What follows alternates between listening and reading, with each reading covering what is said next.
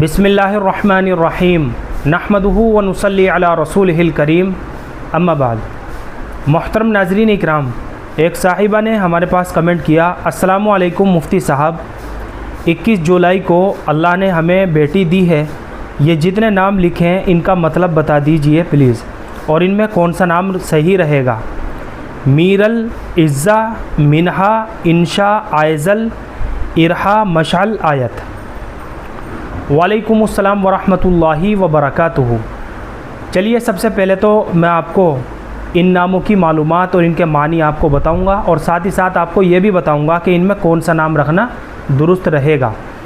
सबसे पहला नाम जो आपने लिखा है मीरल, मीरल और मीराल, अरबी, उर्दू या फ़ारसी ज़ुबान में तो ये लफ्ज़ इस्तेमाल नहीं होता, अलबत्ता ये तुर्की ज़बान का लफ्ज़ है, तुर्किश लफ्ज़ है मीरल, और तुर्की ज़बान में मीरल के माना आते हैं हरनी, लिहाजा माना के एतबार से बच्ची का मीरल नाम रखा जा सकता है, बिल्कुल दुरुस्त है। तो मीरल नाम जो है बच्ची का रखा जा सकता है।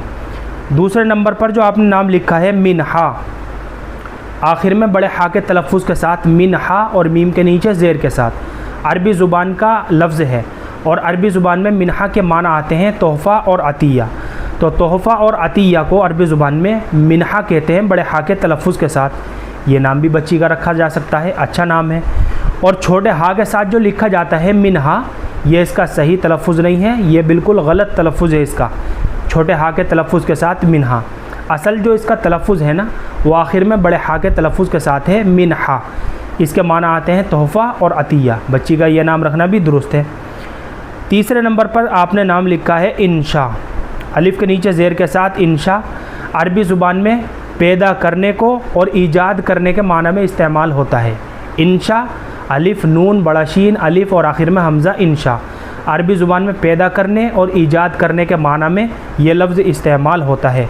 ये नाम रखना भी जायज़ है, अलबत्ता माना के लिहाज से ये इतना अच्छा नाम नहीं है, लेकिन रख लिया जाए तो कोई हरज की बात नहीं है, बच्ची का इंशा नाम भी रखा जा सकता है। इससे अगला जो आपने नाम लिखा है आयज़ल, इस लफ्ज़ को भी काफ़ी तलाश किया और काफ़ी डिटेल के साथ हमने इस लफ्ज़ के ऊपर भी वीडियो बनाई हुई है, आप जा कर के देख सकते हैं। ये एक बेमाना और मुहम्मल लफ्ज़ है, ना तो ये लफ्ज़ अरबी में इस्तेमाल होता है और ना ही उर्दू या फ़ारसी ज़ुबान में। लुग़त की जितनी भी मोतबर किताबें हैं उन किताबों के अंदर ये लफ्ज़ हमको नहीं मिल सका, इसलिए बिला तहक़ीक़ हम अपनी बच्ची का यह नाम नहीं रख सकते आयज़ल। इससे अगला नाम जो आपने लिखा है इरहा, अलिफ़ के नीचे ज़ेर के साथ और आखिर में बड़े हा के तलफ़ुज़ के साथ इरहा।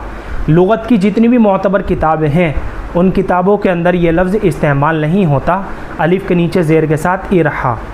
एक लफ्ज़ आता है अरहा, अलिफ़ के ऊपर ज़बर के साथ, ये रहा की जमा है, और अरबी ज़ुबान में रहा के माना आते हैं चक्की और दाढ़, इसलिए बच्ची का हम ये नाम नहीं रख सकते क्योंकि इसके माना बिल्कुल भी मुनासिब नहीं होते।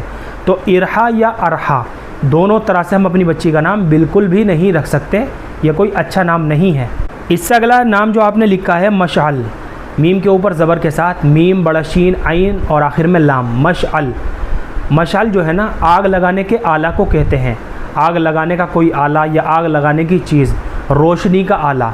इसी तरीके से किंदील या फ़ानूस वगैरह, इन सारे मानी के अंदर भी ये लफ्ज़ इस्तेमाल होता है, लिहाजा बच्ची का ये नाम रखा जा सकता है, मशाल नाम बच्ची का रख सकते हैं। और इससे अगला नाम जो आपने लिखा है आयत, आयत जो है अरबी ज़ुबान में अलामत और निशानी को कहते हैं।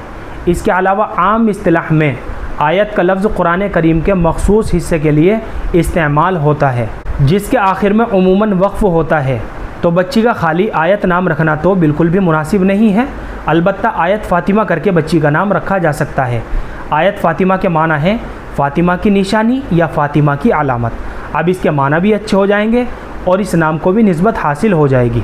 और लास्ट में 8वां नाम जो आपने लिखा है इज़्ज़ा, आइन के नीचे ज़ेर के साथ, आइन ज़ा और आखिर में अलिफ़, या फिर आइन ज़ा और आखिर में गोल हा, इज़्ज़ा, दोनों तरह से बच्ची का नाम रख सकते हैं।